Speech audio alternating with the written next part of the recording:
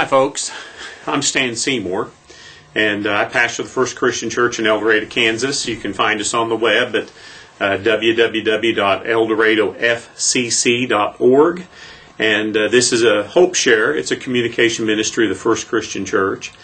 And one of my favorite passages of Scripture is John chapter 14, where Jesus says, "Let not your hearts be troubled. You believe in God, believe also in me. In my Father's house are many mansions. If it were not so, I would have told you. I go to prepare a place for you, and I will come again, and receive you unto myself, that where I am, there you may be also." Then you go down a couple of verses, and Jesus is saying, "I'm the way, the truth, and the life. No man comes into the Father but by me." This is a passage of Scripture that I quote quite often to those who are having trouble with grief or some trial in life, because it's a verse that speaks about hope. But there's an interesting story connected to that passage of Scripture, and it's actually about a wedding. At this point in Jewish history, when a young man and a young lady would get married, those marriages were often arranged by the parents. And sometimes it was under conditions that weren't necessarily romantic. You might have a man that had some livestock and needed a watering hole, and so he'd find a young lady whose daddy happened to have a watering hole, and they'd arrange the marriage.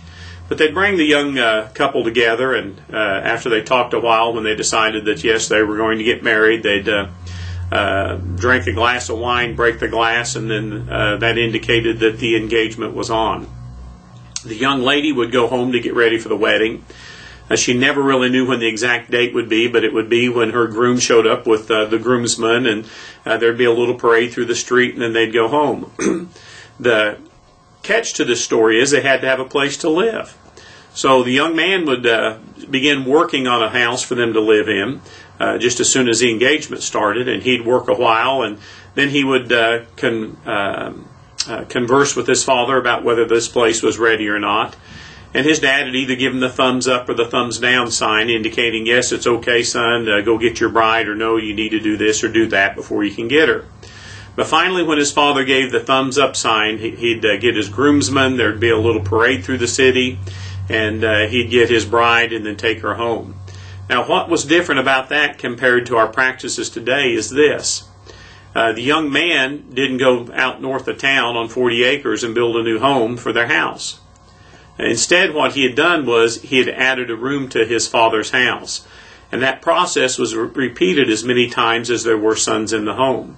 So in the verse when it said, "In my Father's house are many mansions," in the Greek there, it's actually the idea of there are many rooms or many dwelling places. So when he would go get the bride and then go home, he wasn't going to some strange place. He was just going home to his Father's house.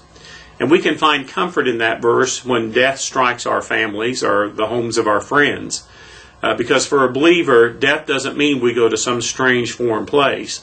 It means we're just going home to the Father's house.